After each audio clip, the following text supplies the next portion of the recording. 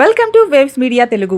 కాకుమాను పోలీసులు చనిపోయిన మహిళ ఇంట్లో జరిగిన బంగారం చోరీ కేసును ఛేదించారు. రావిపాడు గ్రామానికి చెందిన సుబ్బయ్యమ్మ మరణానంతరం కనిపించకుండా పోయిన 6 లక్షల విలువైన 52 గ్రాముల బంగారు ఆభరణాలను స్వాధీనం చేసుకుని పాండరపాడుకు చెందిన దేవిరెడ్డి నాంచారమ్మను అరెస్ట్ చేశారు. కేసును ఛేదించిన పోలీస్ బృందాన్ని జిల్లా ఎస్పీ వకుల్ జిందాల్ అభినందించారు.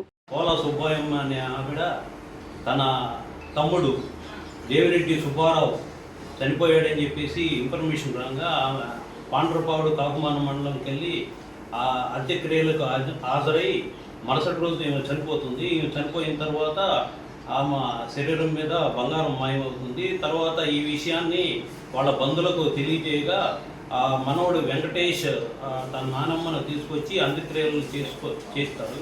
చేసిన తర్వాత ఈ బంగారం మాయమైనదనే విషయం మీద అతను పోలీస్ స్టేషన్కి రిపోర్ట్ చేయగా పోలీస్ స్టేషన్లో ఈ కేసు ఒకటి కాకుమాన్ పోలీస్ స్టేషన్లో కేసు రిపోర్ట్ చేయగా సదరు విషయం మీద ఎస్పీ గారి ఆదేశాల మేరకు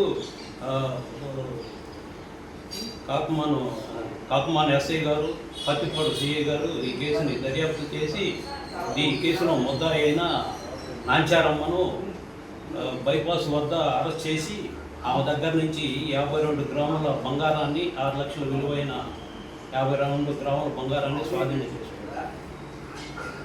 ఎస్పీ గారు ఈ డిటెక్ట్ చేసిన పత్తిపాడు సిఐ గారిని, కాకుమాన్ ఎస్ఐ గారిని, సిబ్బందిని అభినందించారు.